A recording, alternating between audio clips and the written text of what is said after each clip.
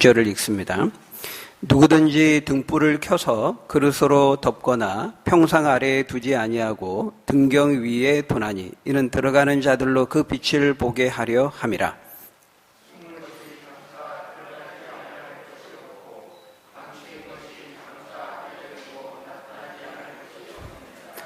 그러므로 너희가 어떻게 들을까 스스로 삼가라. 누구든지 있는 자는 받겠고 없는 자는 그 있는 줄로 아는 것까지도 빼앗기리라 하시니라.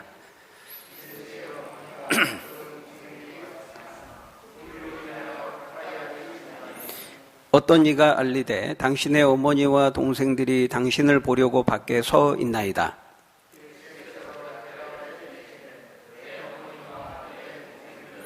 곧 하나님의 말씀을 듣고 행하는 이 사람들이라 하시니라.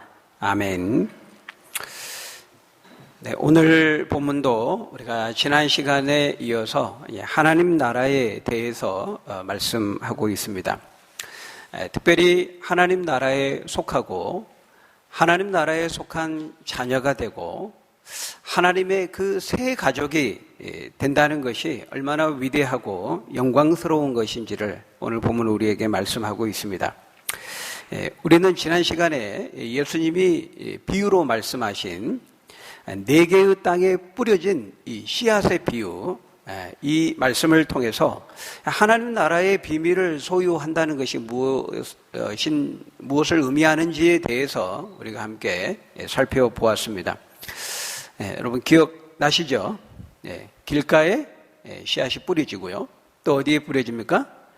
바위 위에 뿌려지고 가시떨기 땅에 뿌려지고 그리고 좋은 땅에 뿌려지게 됩니다. 이 4개의 땅, 이 4개의 밭의 상태는 그 무엇을 의미한다고 했습니까? 하나님 나라의 이 복음을 들은 사람들의 마음의 상태를 의미한다고 했습니다. 그러니까 어떤 마음으로 하나님의 말씀과 복음을 듣느냐에 따라서, 대하느냐에 따라서 그 하나님 나라의 비밀을 볼 수도 있고 보지 못할 수도 있고, 그것을 하나님 나라의 비밀을 소유할 수도 있고 그렇지 못할 수도 있다 그랬습니다. 오늘 본문 역시 그 연장선에서 우리에게 말씀하고 있습니다. 특별히 등불의 비유를 통해서 말씀합니다. 오늘 본문 읽었던 그 16절에 보면 누구든지 등불을 켜서 그릇으로 덮거나 평상 아래에 두지 아니하고 등경 위에 두나니 이는 들어가는 자들로 그 빛을 보게 하려 함이라. 이렇게 말씀합니다. 그러니까 하나님 나라의 복음은 등불과도 같다는 것입니다. 하나님의 나라는 마치 이 세상에 등불처럼 환하게 이 어두운 세상에 등불처럼 임했다는 것입니다. 하나님의 나라가. 하나님의 아들이신 예수님이 이 세상에 사람의 몸으로 성육신하여서 오심으로 인해 이미 하나님 나라가 임했고 시작되었다. 우리가 그렇게 말씀드렸죠. 그런데 그 하나님의 나라가 비밀스럽게 몰래 어떤 사람들은 일부러 제외시키고 제자들과 같은 특정한 사람들만 믿고 들어가도록 그런 방식으로 임하지 않았다는 것입니다. 여기 보니까 등불과도 같이 등불을 밝히면 모든 사람들이 그 등불을 보고 길을 가고 문을 열고 하는 것처럼 이 등불과도 같이 모든 사람들에게 밝고 환하게 공개적으로 선명하게 모든 사람들이 볼 수 있도록 그렇게 임했다 이렇게 말씀하고 있습니다. 사람이 등불을 킨 다음에 일부러 그것을 못으로 가린다든지 덮는다든지 숨긴다든지 그런 사람은 없죠. 등불을 켜가지고 우리 조선시대에 이렇게 다 등불 들고 다니잖아요. 각 나라마다 서양 동양 이렇게 문화적으로 등불이 좀 모양은 다르지만 용도는 똑같아요. 등불을 켜서 갈 때 길을 밝히고 어떻게 하든지 잘 보이는 방향으로 하는 것이지 일부러 등불을 켜놓고 숨기고 아래에 두고 그러지는 않는다는 겁니다. 여기 이 LED 형광등도 왜 천장에 저기 달아뒀습니까? 이 책상 밑에 의자 밑에 안 두고 왜 천장에 달아뒀죠? 당연하죠. 잘 보이게 하기 위해서 그렇게 하는 겁니다. 그러려고 전등을 켜는 거죠. 전등을 켜놓고 의자 밑에다가 여기 보니까 침상 밑에 그랬는데, 평상 밑에 그랬는데, 이게 침상을 의미하는 거죠. 그 밑에 두거나, 무엇으로 덮거나, 수건으로 덮거나, 그러지 않는다는 겁니다. 지금 그거를 말하고 있는 거예요. 누구든지 등불을 켜서 그릇으로 덮거나, 평상 아래에, 침상 아래에 두지 아니하고, 등불을 놓는 받침대 그 위에 두나니, 이는 들어가는 모든 자들로 그 빛을 잘 보게 하려 함이라. 우리가 지난 시간에도 말씀드린 것처럼 예수님이 이 땅에 오신 것은 그 하나님 나라를 전파하고 시작하고 세우기 위해서, 완성하기 위해 오셨는데, 그 예수님께서 하나님 나라를 전파하고 세우기 오셨는데, 그 하나님 나라의 등불을 켜놓고는 일부러 어떤 사람들은 못 보게 숨기고 감추고 그럴 이유가 없다는 것입니다. 그러니까 그런 의미에서의 비밀이 아니라고 했습니다. 그러니까 한 사람이라도 더, 아니 이 세상에 있는 모든 사람들이 다 이 하나님 나라의 등불을 보고 이 하나님 나라의 복음을 듣고 다 믿고 그 하나님 나라에 들어가고 그 하나님 나라의 혜택을 받고 그 구원의 축복을 얻고 누리기를 원하신다는 거죠. 디모데전서 2장 4절에 보면 하나님은 모든 사람이 구원을 받으며 진리를 아는 데 이르기를 원하시느니라 말씀합니다. 그래서 예수님이 이 땅에 계실 때 모든 사람들 한 사람도 차별 없이 다 만나 주셨습니다. 다윗의 자손 예수요, 예수님을 부르면 예수님은 가던 길을 멈추고 다 돌아서서 누구든지 다 만나 주셨어요.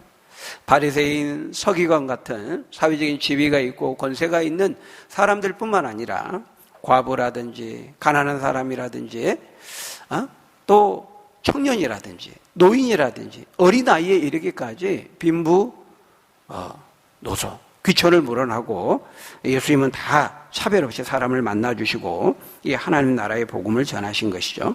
지금 그것을 누가는 마치 하나님의 나라가 등불과도 같이 밝고 환하게 공개적으로 누구나 다 볼 수 있도록 그렇게 임했다, 이렇게 표현하고 있습니다. 그 다음 그 17절의 말씀처럼 하나님 나라는 등불과도 같이 너무 명백하고 선명하게 공개적으로 임했기 때문에 숨길래야 숨길 수가 없다, 이렇게 말씀하고 있습니다. 우리 17절 같이 읽어볼까요? 17절 시작. 숨은 것이 장차 드러나지 아니할 것이 없고 감추인 것이 장차 알려지고 나타나지 않을 것이 없느니라. 여러분, 진리는 반드시 드러나게 되어 있습니다. 진실은 반드시 밝혀지고 만다는 것입니다. 왜냐하면 진리이기 때문에 그렇습니다. 하나님 나라는 진짜 진리죠.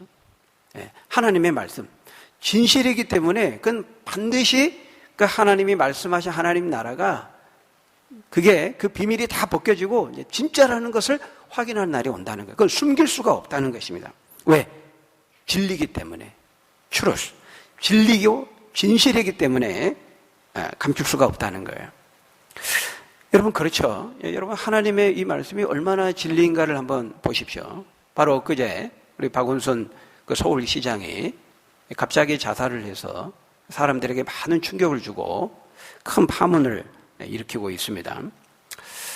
자살하기 전까지, 그 전날까지도 나라의 그 부동산 대책을 논의하기 위해서 여당 대표와 그린벨트 해제 문제를 가지고 논의하고 아주 정상적으로 왕성하게 시정 활동을 했었습니다. 그런데 바로 그 전날 자신의 그 여비서가 2017년부터 최근까지 지속적으로 박원순 시장이 자신을 성추행했다는 그 혐의를 가지고 경찰서에 신고하고 소송을 제기하면서 이제 수사를 받고 진술했다는 소식을 접한 바로 그 다음 날 갑자기 잠적하고 유서를 남기고 자살한 겁니다. 여러분, 그 전까지 세상 모든 사람들은 아무도 몰랐습니다. 은밀히 감추어져 있었기 때문에 그렇죠. 인권 변호사를 자처한 사람이 그런 짓을 했을 줄은 아무도 몰랐던 것이죠. 안희정 전 지사도 마찬가지였고요. 거의 판박입니다. 그러니까 이 사람들이 다 여차하면 조금만 좀 이미지 관리하고 조금만 더 여론의 지지를 받으면 언제든지 대통령이 될 수 있었던 그런 사람들이었어요. 그런데 앞에서는 인권을 말하고 특히 페미니즘을 이야기하면서 여성들의 그 성인권과 평등을 말하면서 이제 뒤에서는 자신에게 주어진 그 지위와 힘을 사용해서 그런 짓을 했다는 것은 이제 굉장히 큰 충격이 아닐 수 없는 것이죠. 여러분, 제가 이제 무엇을 말하고자 하는 것입니까? 박원순 시장 개인을 이렇게 정죄하거나 비난할 의도는 없습니다. 여러분, 갈라디아서 6장 1절에 보면은 이렇게 말씀합니다. 우리 같이 읽어볼까요? 시작. 형제들아, 사람이 만일 무슨 범죄한 일이 드러나거든 신령한 너희는 온유한 심령으로 그러한 자를 바로잡고 너 자신을 살펴보아 두려워하라. 여러분, 제 자신을 포함해서 누구든지 우리 모두에게는, 이 죄를 가진 우리에게는 이 박원순 시장과 같은 그런 연약함을 다 가지고 있습니다. 너희는 온유한 심령으로 그러한 자를, 죄를 범한 자를 바로잡고 너 자신을 살펴보아 너도 시험을 받을까 두려워하라. 여러분, 우리도 권력을 가지고 힘을 가지고 그런 자리에 있으면 갑질을 할 수도 있는 그런 이기적인 본성을 가진 죄인들이라는 거예요. 다른 사람은 몰라도 나는 안 그래요. 여러분, 그런 사람이 제일 위험하다고 그랬습니다. 베드로가 호언장담했죠. 그러나 실패했습니다. 너 자신을 살펴보아 너도 시험을 받을까 두려워하라.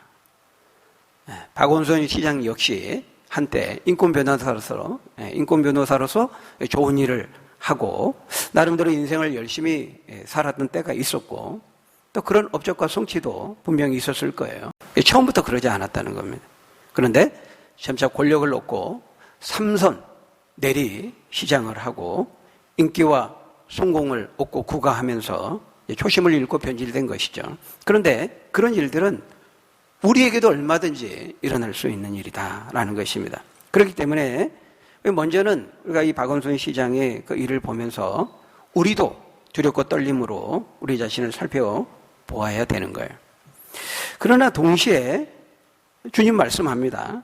우리가 방금 봤습니다. 갈라디 6장 1절에 신령한 너희는, 하나님을 믿는 거룩한 성도는 온유한 심령으로 그러한 자를 바로잡고 그랬습니다.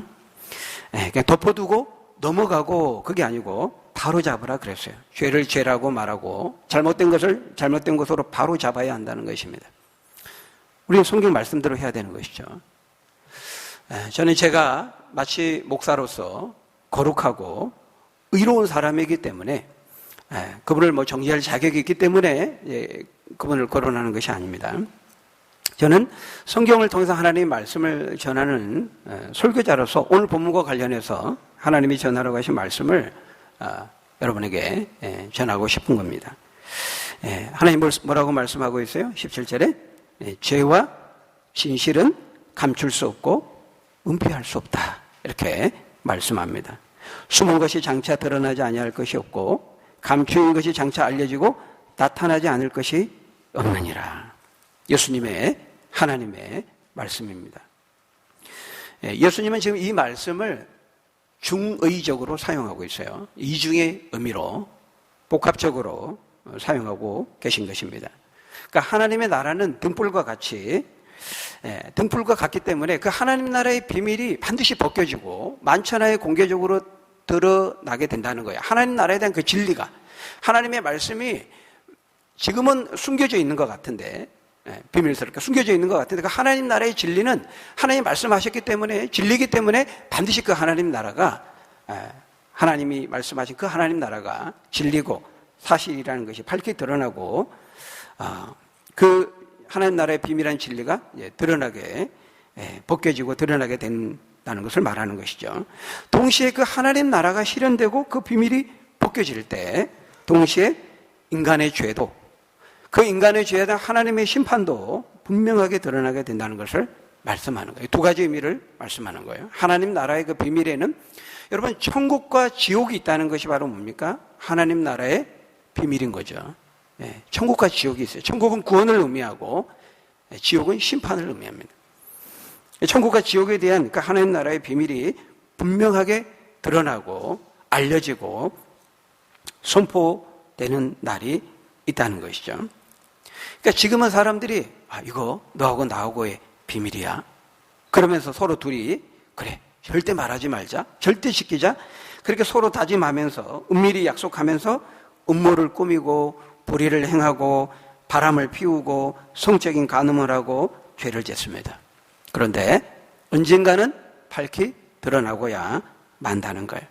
하나님께서 그렇게 하신다는 거예요. 하나님이 공의로 그렇게 하시겠다는 것입니다. 여러분, 이 죄라는 것은 자살한다고 해서 죽는다고 해서 덮어지고 감춰지고 종결되고 해결되는 거 아닙니다. 일각에서는 이미 자살했는데 죽었는데 더 이상 거론하지 마세요. 고인에 대한 예의가 아닙니다. 이렇게 생각하는 분이 있을지 모르겠어요. 물론 세상에서는 공소시효라는 게 있습니다. 그럼 이제 수사도 종결되고 그렇게 되죠. 그래서 많은 정치인들과 유명인들이 자꾸 이제 이런 길을, 이런 방법을 택하는 겁니다. 자신의 이미지와 명예와 자존심을 지키기 위해서 이제 자살의 길을 택하는 것이죠. 그러면 남아있는 사람들은 마치 명예로운 죽음과 희생의 길을 가는 것처럼 애도하죠. 왜냐하면 모든 죽음은 다 이게, 죽음 앞에는, 죽음은 숙연하게 만드는 힘이 있기 때문입니다. 그러다 보니까 특별히 사회적 영향을 가지고 또 사회적 영향을 미치는 이런 유명인들이 자꾸 이런 방법을 택하는데 옳지 않습니다. 바람직하지 않아요. 심히 유감스러운 일이 아닐 수 없어요. 이거 후대에 아주 안 좋은 영향을 미치는 겁니다. 계속해서 학습 효과를 가져다 주는 것이죠. 여러분, 이제 살아있으면 이제 조사를 받아야 되고, 성추행 피의자와 대면해서 변명해야 되고, 그러면 이제 자신이 지금까지 쌓아왔던 이제 명예와 이미지에 먹칠을 하게 되는 겁니다. 자존심 때문에 그렇게 하지 않는 거죠. 그러니까 철저히 자기중심적인 것입니다. 자기를 위해서 그렇게 하는 것이죠. 이번에도 그 유서에도 보면은 피해자에 대한 진심 어린 사과나 용서를 구하는 것은 전혀 없었습니다. 그러니까 자살하면 이제 공소시효가 끝나고 종결된다는 것을 이제 다 아는 겁니다. 이미 우리는 지금까지 다 그렇게 봐왔습니다. 노무현 대통령, 노회찬 전 의원, 그렇게 많은 유명인들이 그렇게 해왔던 것을 봤기 때문에 이미 다 학습이 된 거죠. 다 그렇게 봐왔던 겁니다. 죽으면 그냥 다 묻히고 오히려 이 가해자가 이제 피해자로 둔갑하게 되고, 사람들은 네가 그 고소하지 않고 신고하지 않았으면 죽지 않았을 텐데 네가 죽였다. 가해자가 피해자가 되고 피해자가 가해자가 되고 죄인이 갑자기 의인이 되고 영웅으로 바뀌는 이런 일들을 우리가 계속 학습해 왔어요. 그러니까 이제 TV에서 보면 어때요? 영상이 만약에 자살하지 않았으면은 이제 경찰서, 검찰에 출두하고 조사받고 고개 숙이고 이런 장면들이 계속 나오는데 없습니다. 그런 장면. 앞에서 열심히 시정 활동했던 거. 그런 영상만 계속 돌리는 거죠. 그러면 점차 사람들이 계속 그걸 보면서 그가 왜 자살하게 되었는지 잊혀지게 되고 좋은 치적만 언급되게 됩니다. 계속 그런 영상을 보니까 이제 우리 뇌리에도 그런 잔상, 그런 이미지가 남는 것이죠. 그것을 계속 봐왔던 겁니다, 사람들이. 그러니까 그것을 본 많은 사람들이 자신도 이제 그런 비슷한 상황에 처하게 되면 이제 그 길을 학습 효과로 인해서 그 길을 택할 가능성이 아주 높아지는 거죠. 여러분, 이 죄라는 것은 저는 영적인 측면에서 성경의 말씀에 근거해서 말씀드리겠습니다. 여러분, 죄라는 것은 죽는다고 해서 거기서 종결되고 끝나는 게 아닙니다. 여러분, 죽으면 끝난다. 고인이 됐다. 더 이상 언급하지 말라. 이거는 이 세상 사람들이 이 세상의 삶이, 그러니까 죽으면 끝난다고 이 세상의 삶이 전부라고 생각하기 때문에 그렇게 생각하는 거예요. 그러나 히브리서 9장 27절에 성경은 뭐라고 말씀합니까? 우리 같이 읽겠습니다. 시작. 한 번 죽는 것은 정하신 것이요 그 후에는 심판이 있으리라. 여러분, 죽으면 다 끝나는 게 아닙니다. 죽음 후에는 의로우신 하나님 앞에 서야 되는 거예요. 세상에서는 공소시효가 있을지 몰라도 영원하신 하나님께는 없어요. 왜? 말 그대로 하나님이 영원하신 분이기 때문에 시간의 제한을 받지 않습니다. 죽은 다음에 그 하나님의 심판대 앞에 서야 된다는 거예요. 성경에 의하면은 죄라는 것은 오직 둘 중 하나의 방법으로만 해결되고 종결될 수 있다고 말씀합니다. 하나는 회개하는 것입니다. 또 하나는 그 죄에 대한 합당한 대가와 형벌을 받는 것입니다. 대가를 지불하는 것입니다. 성경은 이 두 가지 외에는 죄를 속하고 해결하는 다른 길이 없다고 분명히 말씀합니다. 시간이 오래 끈다고 해서 덮어지고 해결되는 거 아닙니다. 사실 이 세상에서도 완전 범죄는 거의 없죠. 거의 없지만 간혹 그런 경우가 있다 할지라도 우리는 의로우신 하나님의 심판대 앞에 서야 된다는 거예요. 시간을 오래 끈다고 해서 해결되는 것도 아니고 막 술을 먹고 막 잊으려고 잠을 자고 그렇게 노력한다고 해서 또 해결되지 않습니다. 자살하고 죽는다고 해서 생명을 끊는다고 해서 해결되는 것도 아니에요. 여러분, 그럼 우리가 두 번째 방법, 우리가 그 죄에 대한 형벌과 대가를 담당한다. 여러분, 우리가 그럴 수 있나요? 그것은 사실은 영원한 지옥의 형벌을 의미합니다. 우리가 그거 감당할 수 있나요? 감당할 수 없습니다. 그래서 우리가 택할 수 있는 또 하나의, 아니 유일한 길은 회개밖에 없는 겁니다. 예수 그리스도의 이름으로 예수님의 앞에 나아가서 그분의 도움을 구하고 그분의 이름을 부르고 회개하는 것이죠.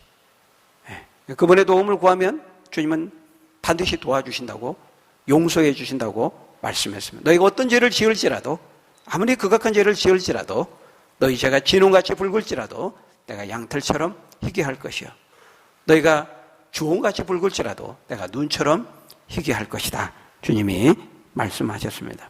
여러분, 빠르게는 이 약속의 말씀을 믿고 등불처럼 환하게 밝혀진 그 하나님의 말씀 앞에 우리가 겸손하게 우리 자신을 우리가 나아가고 대면하고 비추고 그 말씀 앞에 서고 그 말씀을 받아들이는 저희 여러분들이 다 되시기를 예수님의 이름으로 간절히 축원합니다. 여러분, 그럼에도 불구하고 이 명백한 불빛을 이제 보지 못하는 사람들이 있다는 거예요. 그들이 이 등불과도 같이 선명하고 밝게 임한 그 하나님 나라를 보지 못하고 그 하나님 나라의 복음을 들어도 듣지 못한 이유가 뭐라는 것입니까? 복음이 선별적으로 특정한 사람들에게만 임하고 특정한 사람들은 제외시키고 제한시키고 그런 것이 아니라는 것이죠. 그것은 그들의 마음이, 그 하나님의 복음과 그 진리의 말씀을 듣는 그들의 마음이 완악하고 무지해서 예서 받아들이지 않았기 때문이라는 것입니다. 길가밭의 마음을 가졌거나 돌밭의 마음을, 굳은 마음을 가졌거나 가시떨기에 그런 날카로운 마음을 가졌거나, 그래서 보아도 보지 못하고 들어도 듣지 못한 것이죠. 그래서 예수님 18절에 말씀합니다. 우리 18절 같이 읽겠습니다. 시작. 그러므로 너희가 어떻게 들을까? 스스로 삼가라. 누구든지 있는 자는 받겠고 없는 자는 그 있는 줄로 아는 것까지도 빼앗기리라 하시니라. 하나님 말씀을 들을 때 어떻게 들을지를 조심하고 삼가라, 이렇게 말씀하고 있습니다. 말씀을 대하는 우리의 마음의 자세와 태도를 말씀하는 것입니다. 그러니까 삐딱한 마음을 가지고 들으면요, 다 삐딱해 보입니다. 내가 안 믿겠다고 이미 마음에 선을 그어놓고 마음에 결심을 하고 작정을 하고 하나님 말씀 들으면요, 절대 내가 딱 결정을 했기 때문에, 그 라인을 딱 그었기 때문에 그 안으로는 들어오지 않는 겁니다. 자기가 마음의 결정을 다 해버린 상태죠.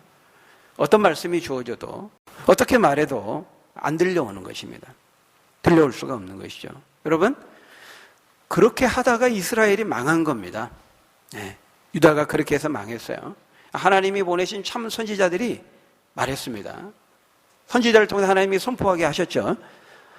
이스라엘 여러분들이요, 너희들이 그렇게 계속 하나님 말씀을 저버리고 말씀 무시하고 우상 숭배하고 말씀대로 살지 않고 하나님께 반드시 여러분들을 심판할 것입니다. 지금이라도 옷을 찢고 마음을 찢고 회개하고 돌이켜야 됩니다. 그렇지 않으면 하나님께서 북쪽에서 아수르를 보내고 바벨론을 보낼 것입니다. 하나님이 선지자를 통해서 경고했습니다. 말씀했습니다. 근데 그들이 그 말을 삐딱하게 들었어요. 제대로 듣지 않았습니다. 이사야, 에레미야, 호세야, 요엘, 많은 참 선지자들이 전했지만 그들은 하나님의 말씀과 경고를 귀정으로도 듣지 않았습니다. 반면에 거짓 선지자들이 아니다, 샬롬이다, 샬롬, 평강. 지금 잘 되고 있다, 잘하고 있다, 하나님이 더 축복해 줄 것이다, 이렇게 이제 말했죠. 백성들은 누구의 말을 들었습니까? 참 선지자의 말을 들었습니까? 거짓 선지자의 말을 들었습니까? 여러분, 당연히 책망하고 경고하고 훈계로 이렇게 하는 그런 이제 선지자들의 말보다는 칭찬해주고 격려해주고 기복적으로 축복해주는 그런 거짓 선지자의 말이 훨씬 듣기 좋은 겁니다. 칭찬은 고래도 춤추게 한다 그러잖아요. 그러니까 칭찬해주니까 기분이 좋은 겁니다. 백성들이 참 선지자의 말을 듣지 않습니다. 오히려 잡아다가 감옥에 가둬버리고 때리고 죽이죠. 그러다 망한 겁니다. 북이스라엘이 정확히 하나님의 말씀대로 아수르에게 망하고 남유다는 정확하게 하나님 말씀하신 대로 바벨론에게 망하게 되죠. 왜 망했는가? 이유는 간단합니다. 하나님 말씀대로 안 한 것이죠. 말씀 안 들은 겁니다. 말씀을 들을 때 주의해서 잘 삼가서 들어야 되는데 제대로 듣지 않은 것이죠. 그러므로 너희가 어떻게 들을까 스스로 삼가라. 여러분이 지금 하나님의 말씀을 어떻게 듣고 계십니까? 말씀을 어떻게 듣느냐? 굉장히 중요하죠. 근데 병행구인 마가복음 4장 24절에 보면은 오늘 본문은 어떻게 들을까? 이렇게 말씀하는데 마가복음 4장 24절에서는 똑같은 말씀이 무엇을 들을까 스스로 삼가라. 이렇게 말하고 있어요. 여러분, 우리가 참으로 무엇을 듣느냐? 또 그것을 어떻게 듣느냐? 굉장히 중요한 것입니다. 무릇 지킬 만한 것보다 더욱 내 마음을 지키라. 어떤 마음으로 어떤 내용을 듣느냐? 그것이 우리의 인생을 결정한다고 해도 과언이 아닙니다. 우리가 인생을 살면서 우리 인생을 통해서 만들어내는 그 삶의 크기, 인생의 그 넓이, 그 인생의 깊이는 우리가 마음속으로 우리가 생각하고 우리 마음속으로 품고 있는 그 생각의 넓이, 깊이, 그 크기에 결정되는 것입니다. 그런 점에서 우리의 마음에, 우리의 생각에 무엇이 채워져 있느냐, 어떤 것들이 채워져 있느냐 굉장히 중요한 것이죠. 물론 사람이 마음에 품은 생각대로 사는 것은 아니에요. 우리가 마음에 생각한 대로 다 행할 수 있는 것도 물론 아닙니다. 그러나 분명한 사실은 우리가 생각하고 있는 그 생각 그 이상의 삶을 절대로 살아낼 수는 없다는 것입니다. 여러분, 음악도 미술도 철학도 사상도 학문도 여러분 그 어떤 것도요, 그 사람이 마음에 품고 생각하는 것 그 이상의 것이 결과물로 나올 수는 없어요. 막 물감을 붙여가지고 막 대충 막 했는데 걸작이 되었더라. 그런 얘기 들어보셨습니까? 그런 거 없습니다. 네, 음악에 막 콩나물 악보를 그냥 막 대충 아무거나 뿌렸는데 멋진 작품 곡이 되었더라. 그런 거는 없어요. 네, 다 작곡가가, 미술가가 붓으로 그려내기 전에 그 마음의 생각 속에 있는 그 작품이, 그 생각의 깊은 시면 속에 자리 잡고 있는 그 그림이, 그 작품이 그대로 이렇게 표현되고 창조되는 것이죠. 그런 점에서 우리의 이 정신과 우리의 이 마음과 영혼의 상태는 굉장히 중요해요. 그 정신과 마음과 그 영혼의 상태를 결정하는 그 소스가 무엇인가 중요합니다. 그것은 그 사람이 날마다 무엇을 듣고 무엇을 주로 보느냐, 이것에 좌우된다라는 것입니다. 여러분, 태어나서 아기 때부터요, 김일성, 김정일, 김정은, 수령이 우리 아버지고 신이고 능력이 많아서 나뭇잎을 타고 대동강을 건넜다 이런 얘기를 계속 세뇌당하면서 들으면 어떻게 될까요? 여러분, 거짓말도요, 자기가 하는 거짓말도 3번 이상 하면 그걸 진짜로 착각한대요. 최면화되는 거예요. 최면화. 계속 어릴 때부터 그런 말도 안 되는 얘기 들으면 우리는 웃죠. 근데 계속 들으면은요, 그게 진실로 둔갑이 되는 거예요. 그래서 이 언론의 기능이 굉장히 무서운 겁니다. 계속해서 그걸 보면, 계속해서 이렇게 보여주면, 반복해서 보여주면 그게 다 하나의 그 정형화된 프레임이 되는 거예요. 그래서 여러분, 우리가 모든 언론사, 모든 신문사, 저는 이제 다양하게 신문도 이렇게 봤습니다만, 뭐 진보 보수 다 마찬가지죠. 다 그 언론에 있거든요. 그러니까 우리가 그걸 이제 분별해서 봐야 됩니다. 어떤 책도 마찬가지입니다. 여러분, 동성애는 선천적인 겁니다. 원래 그렇게 태어났기 때문에 어쩔 수 없어요. 이런 말을 이제 1번 듣고 2번 듣고 3번 들으면은 그게 이제 진리처럼 들려지는 겁니다. 결혼하기 전에 동거, 굉장히 필요하고 합리적입니다. 결혼하기 전에 동거해도 인생에 아무 문제 없습니다. 이런 거 우리 드라마를 통해서, 영화를 통해서 멋지게 작품으로 음악 깔고 다 이렇게 감동 있게 딱 몇 번 보면요, 처음에는 그렇게 낯설죠. 어떻게 결혼 안 하고 저럴 수 있나. 근데 한 번 보고, 두 번 보고, 세 번 보고, 저렇게 해야지. 당연한 진리가 되는 것입니다. 여러분, 매일같이 게임하면서 막 쏘고, 폭탄 터뜨리고, 죽이고, 응? 그런 장면만 늘 보고 듣고, 그런 것을 우리 머릿속을 채우면요. 그것이 이제 일상화됩니다. 이 머릿속에 우리 영혼과 정신과 우리 마인드가 세뇌가 되는 거죠. 그런 것들이 인풋이 되면 그런 것들이 아웃풋 되는 거예요. 그런 것들이 이제 나오는 겁니다. 입력된 그대로 나오는 거예요. 마음에 쌓은 가득한 것이 입으로 말함이니라. 주님 말씀하셨어요. 늘 사회주의, 공산주의, 주체사상 그런 책만 보면 세상을 늘 그런 관점으로 보게 되어 있습니다. 저의 경험담입니다. 사람을 볼 때도 이제 계급적으로 봅니다. 기업의 사장이나 돈 많은 사람들, 부자들 보면은 분노가 치밉니다. 저 자본가, 저 부르주아, 저 인간 때문에 내가 희생을 당하고 고통을 당한다. 계급적으로 보는 거죠. 타도의 대상으로, 적으로 보게 되는 겁니다. 여러분, 신학을 해도, 거룩한 학문이 신학을 해도 외국에 유학을 가고 박사학위를 따오죠. 근데 어떤 신학교에 가서 공부를 하는지는 완전히 달라집니다. 자유주의, 인본주의 신학교에 가잖아요. 그럼 거기서 한 몇 년 동안 박사학위 한 5년, 6년, 7년 하기까지 몇 년 동안 계속 그런 내용 듣고 보고 학습합니다. 그러면 돌아와서 한국 신학교의 강단에서 뭘 가르치는지 아십니까? 자기가 꼭 몇 년 동안 듣고 보고 배운 거 그거 그대로 풀어넣는 겁니다. 사람은 그렇게 되어 있어요. 신학이라는 이름으로 그렇게 하는 겁니다. 신학이라는 이름으로 성경을 부정해요. 성경을 대적합니다. 인본주의적인, 자유주의적인 그런 것들을 신학의 이름으로 전파하고 가르치는 거죠. 그 관점 벗어날 수 없는 겁니다. 왜? 몇 년 동안 계속 듣고 보고 세뇌당하다시피 학문적으로 그렇게 된 것이기 때문에 그렇게 되는 거예요. 여러분, 그래서 맹모삼촌지교라는 말이 나오는 겁니다. 우리가 어떻게 들을까? 무엇을 들을까? 이 환경이라는 거 절대로 무시 못하는 겁니다. 우리는 다 환경 내적인 존재들이에요. 환경에 영향을 주기도 하지만 굉장히 많은 영향을 받죠. 우리는 다 그 시대의 아들이고 그 시대의 딸들입니다. 제가 언젠가도 말씀드렸습니다. 우리를 둘러싸고 있는 이런 사회 구조적인 시스템의 문제, 법과 제도의 문제, 우리를 둘러싸고 있는 이런 사회 구조적인 문제, 물론 우리 교회가 본질적으로 해야 되는 사역은 아니라 그랬어요. 우리는 그런 것의 변화에 소망을 물론 두지는 않습니다. 그럼에도 불구하고 굉장히 중요합니다. 성경은 그렇게 말씀하고 있어요. 왜냐하면 우리가 하나님 나라의 복음을 좀 더 효과적으로 전하기 위해서 이 토양은 굉장히 중요해요.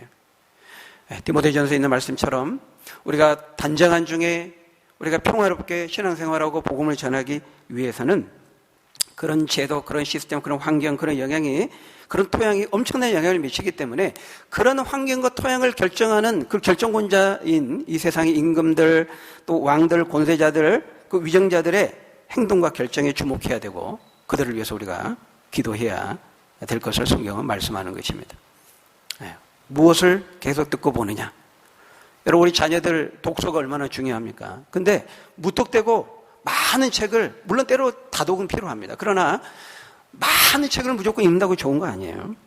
어떤 책을 읽느냐 더 중요합니다. 어떤 책을 읽느냐 더 중요해요. 여러분, 독서에는 독서가 있습니다. 독서에는 독서가 있을 수 있어요. 독서, 독이 되는 책이 있을 수 있다는 거예요. 이거는 히틀러라든지 뭐 이렇게 이 모택동이라든지 사람들 죽이고 막 이런 사람들 있잖아요. 굉장히 비상한데 인생에 어떤 위인을 잘못 만난 겁니다. 결정적인 순간. 어떤 책을 잘못 접한 거예요. 그래서 인생이 완전히 갈라지게 되는 것이죠. 이 책은 또 하나의 한 위인을 만나는 거거든요. 굉장히 중요한 것입니다. 그래서 우리가 아무 책이나 분별 없이 많이만 읽으면 좋은 것이 아니에요.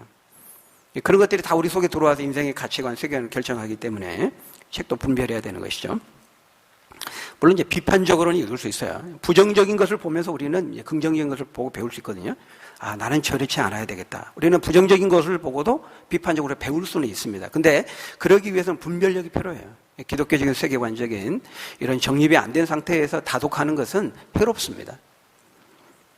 말씀의 훈련이 되어 있어야 되는 것이죠. 여러분, 로마서 10장 17절에 보면은 믿음은 들음에서 나며 들음은 그리스도의 말씀으로 말미암는다 말씀하죠. 무엇을 듣느냐, 무엇을 어떻게 듣느냐 하는 것입니다. 여러분, 하나님의 말씀을 들으시기 바랍니다. 근데 하나님 말씀을 들을 때 내가 어떻게 그 말씀을 내가 듣고 있는가, 우리 자신을 살필 필요가 있다는 거예요. 여러분, 우리가 이 하나님 나라의 그 말씀, 하나님 나라의 복음, 하나님의 말씀이 내 안에 들려온다는 거, 이거 엄청난 큰 축복이고, 그 하나님 나라의 비밀이 보인다는 거, 말씀을 통해서 그 진리가 밝히 등불처럼 선명하게 보인다는 거, 이거 엄청난 큰 축복이고 굉장한 일이죠. 여러분, 거기 19절 이하에 보면 예수님의 육신적인 어머니 마리아와 그 동생들이 예수님을 찾으러 왔다고 말하죠. 왜 찾으러 왔을까요? 예수님이 미쳤다고 생각한 겁니다.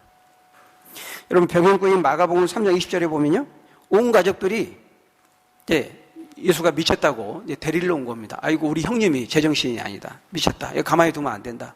빨리 가서 집에 데려와야 된다. 가족들이 다 몰려온 겁니다. 그러니까 여러분, 이걸 보면 뭘 할 수 있어요? 예수님의 동생들, 가족들도 예수를 믿지 못했다는 거예요.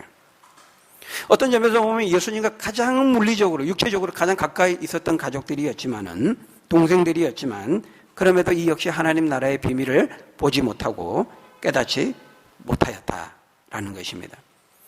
물론 나중에 이제 이 동생들 가운데 이제 야고보라는 사람은 야고보서를 쓰죠. 예수님을 믿게 되고 초대교회 예루살렘교회에 큰 영향력을 행사한 지도자가 됩니다. 그런 동생도 있지만 또 나머지 동생들은 다 언급이 되고 있지 않아요. 몇 명의 동생들이 언급은 되는데 그 동생들이 정말 믿었는지 안 믿었는지 그 이후에는 언급이 되고 있지 않습니다. 여러분, 이런 것을 보면 이 하나님 나라의 복음이 믿어지고 이 하나님 나라를 우리가 믿음의 눈으로 바라보면서 그 하나님의 자녀로서 백성으로 산다는 것이 얼마나 굉장한 일이고 놀라운 일인지 모르는 것입니다. 그래서 거기 20절에 보면 어떤 이가 예수님께 말합니다. 당신의 어머니와 동생들이 당신을 보려고 밖에 서 있습니다. 그러니까 예수님이 뭐라고 말씀합니까? 우리 21절 같이 읽습니다. 시작. 예수께서 대답하여 이르시되 내 어머니와 내 동생들은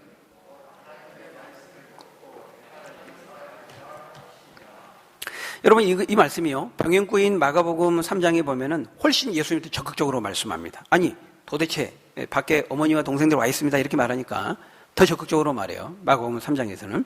아니, 도대체 누가 내 어머니고 누가 내 동생들이란 말이냐, 어디 있다는 말이냐? 아니다.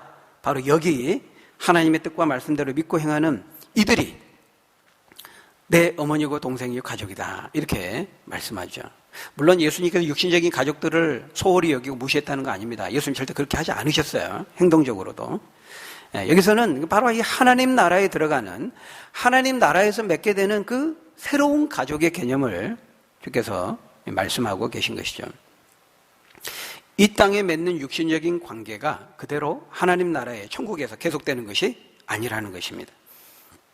여러분, 이 땅에서의 가족은 어떻게 됩니까? 태어나면, 출생하면 자동으로 그 가족이 됩니다. 그 가족의 일원이 됩니다. 근데 하나님 나라의 가족은 그렇지 않다는 거예요. 그런 방식으로 되지 않는다는 거예요. 무엇으로 됩니까? 오직 믿음으로.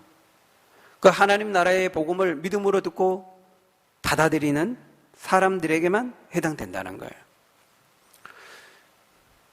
성경은 예수 믿는 성도들 여러 가지로 말하죠. 하나님은 우리의 아버지시고 우리는 그분의 자녀고, 하나님은 우리의 신랑이고 우리는 그분의 신부고, 또 뭐가 있습니까? 하나님은 우리의 목자가 되시고 우리는 그분의 기르시는 양이고, 그분은 머리이시고 우리는 몸된 지체들이고, 그분은 포도나무이고 우리는 그분의 나무의 가지이고, 이렇게 막 이렇게 설명하는데 그 중에 하나가 뭐냐면, 또 하나의 말씀하는 게 뭐냐면 우리는 주님의 가족이다라고 하는 것입니다.